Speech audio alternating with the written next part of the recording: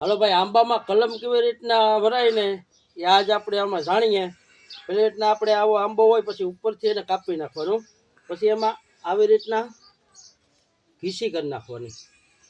આ ઘીસી કરી પછી આ બીજા આંબાની દાળ લેવાની, પછી એના આમથી આમ ચોલી નાખવાની.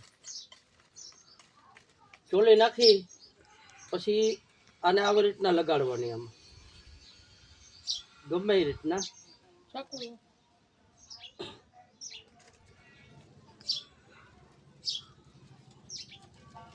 આવી રીતના અમને લગાડી દેવાની.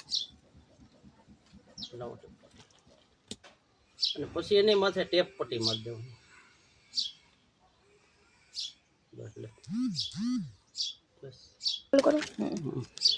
પછી આવી રીતના